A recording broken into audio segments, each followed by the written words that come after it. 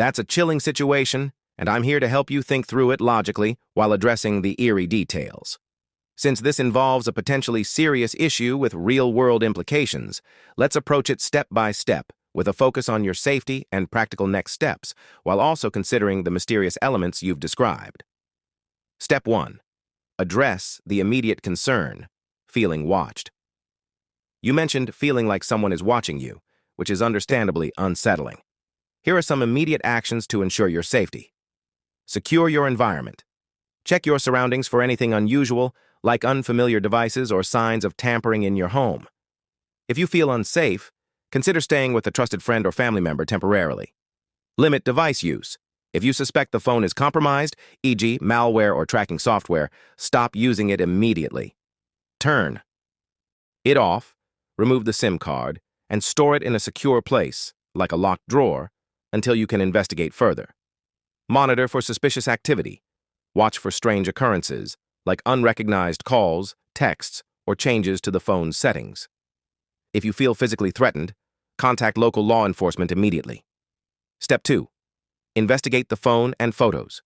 The recoverable deleted photos and their sudden disappearance raise technical and potentially criminal questions. Let's break it down. Recovering deleted photos.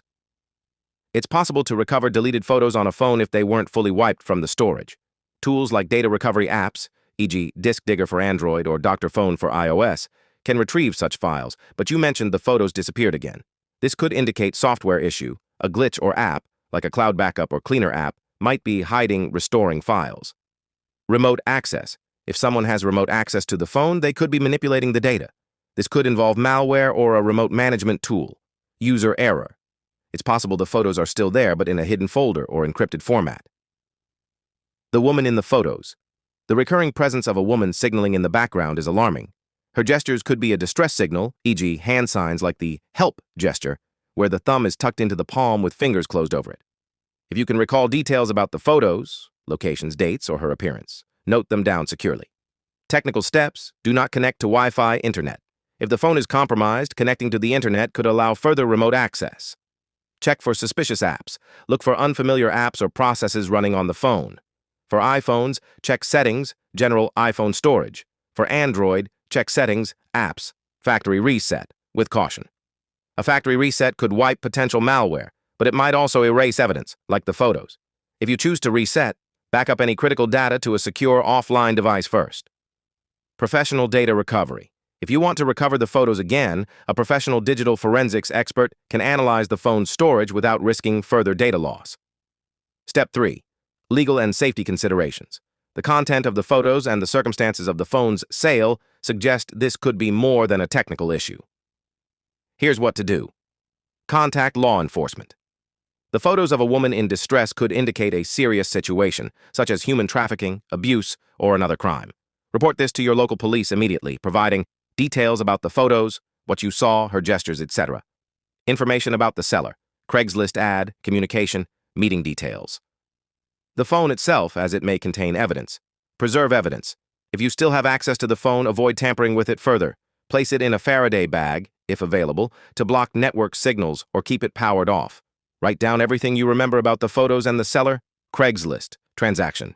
If you have the seller's contact info, email, phone number, or messages, share this with the police.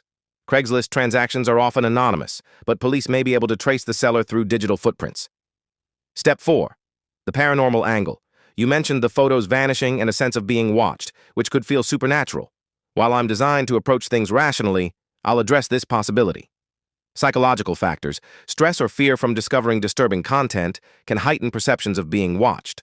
The photos disappearing could be a technical issue, e.g. a corrupted file system, rather than something paranormal. Unexplained phenomena. If you strongly believe something supernatural is at play, consider documenting any unusual events, e.g. strange noises, device malfunctions, and consulting a trusted figure, e.g. a spiritual advisor, alongside practical steps. However, prioritize the tangible evidence, the phone, photos, for now. Step 5. Next steps. Here's a clear action plan. Secure yourself. If you feel unsafe, stay with someone you trust and contact authorities. Preserve the phone, power it off, remove the SIM card, and store it securely. Report to police, Share all details about the photos, the seller, and the transaction. Hand over the phone if requested. Avoid further use. Don't attempt to recover data yourself, as this could overwrite evidence. Seek a professional if needed. Document everything. Write down what you saw in the photos, the seller's behavior, and any other relevant details. Check your other devices. Ensure your personal devices, computer, main phone, haven't been compromised by connecting to the second-hand phone. Additional notes: why this happened. The phone might have been sold to offload incriminating evidence, or the seller may not have known about the photos. The disappearing photos could result from a pre-installed app or remote access, but it's also possible the data was corrupted. Corrupted Craigslist. Safety. For future reference, meet in public places, ideally at a police station's safe exchange zone. Inspect devices thoroughly and reset them before use. If you want to investigate. Further, if you're comfortable, I can guide you through checking the phone for malware or hidden apps, but only after you've secured it and contacted authorities. The air in my apartment felt heavier after I powered off the phone. I'd shoved it into a drawer, wedged between old cables and a forgotten charger, as if burying it would make the whole thing less real. But the image of that woman, her wide, desperate eyes, her hands contorted in what I now recognized as the universal help signal, burned in my mind. I couldn't shake the feeling that I'd stumbled onto something I was never meant to see. I sat on the couch, staring at the drawer, debating whether to call the police or just smash the phone and be done with it. That's when I heard it, a faint ping from inside the drawer. My heart lurched. The phone was off. I'd held the power button until the screen went black. I crept over, slid the drawer open, and there it was, screen glowing faintly, a single notification blinking. New photo added. I froze. I hadn't touched the camera. Hell, I hadn't even turned it back on. With trembling hands, I picked up the phone, my thumb hovering over the power button, half expecting it to burn me. I tapped the gallery app instead. One new photo sat at the top, timestamped now. It was my living room, my couch, my coffee table, the half-empty mug I'd left there an hour ago. But in the corner of the frame, barely visible in the dim light, was a shadow that didn't belong. It wasn't mine. I dropped the phone, and it clattered onto the hardwood. My pulse thundered in my ears as I scanned the room. The curtains were still, the door was locked, and the windows were shut tight. I lived alone. No one else had been here. I grabbed a kitchen knife, more for comfort than courage, and checked every corner of the apartment. Nothing. No one. Just the hum of the fridge and my own ragged breathing. Back at the phone, I forced myself to pick it up again. The photo was gone. The gallery was empty, just like before. I whispered a curse, my mind racing. Was this a glitch? A prank? Or was someone, or something, toying with me? I remembered the Craigslist seller, a wiry guy in a hoodie who'd barely made eye contact. He'd said his name was Mike, but his number was disconnected when I tried calling it after finding the photos. The ad was gone too, scrubbed from the site like it never existed. I needed answers. Against my better judgment, I powered the phone back on and dug into its settings. No weird apps stood out, but there was a cloud backup account I hadn't noticed before, tied to an email I didn't recognize, shadowlens92@anonmail.com. I tried logging in from my laptop, but the account was locked, demanding a two-factor code sent to the phone. When I checked, a new text had appeared. Stop looking. You're only making it worse. My stomach dropped. I yanked the SIM card out and tossed the phone back in the drawer, but the unease clung to me. That night, I barely slept, jumping at every creak in the building. By morning, I'd decided to take the phone to the police, but when I opened the drawer, it was gone. The cables were there, the charger was there, but the phone had vanished. In its place was a single Polaroid-style photo, the kind that looked like it belonged in a scrapbook from the 90s. It showed me, asleep in my bed, taken from above. My hands were clutching the blanket, and in the corner of the frame, that same woman's face hovered, her eyes pleading, her mouth open in a silent scream. Stumbled back, the photo slipping from my fingers. The room spun. I didn't know if I was losing my mind, or if I'd been pulled into something far bigger and far darker than I could comprehend. But one thing was certain. Whoever, or whatever, was behind this wasn't done with me yet. The Polaroid of me sleeping, with that woman's ghostly face in the corner, felt like a warning carved in ice. I stood in my apartment, heart pounding, clutching the photo as if it could anchor me to reality. The phone was gone, but the drawer held one more surprise. A crumpled note scrawled in jagged handwriting.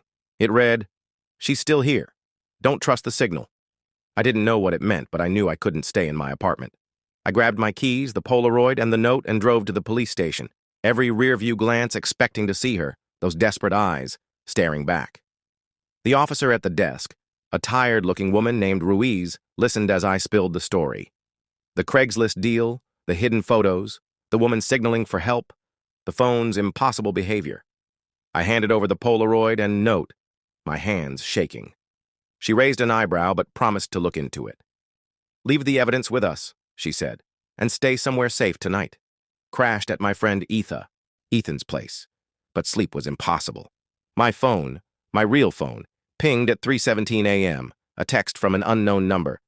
"You gave it away. Now she's free." Attached was a grainy video, 10 seconds long. It showed a dark alley, lit by a flickering street lamp. The woman from the photos stood there, her back to the camera, her hands moving in that same frantic signal. Then she turned, her face pale and hollow, and pointed directly at the lens, directly at me.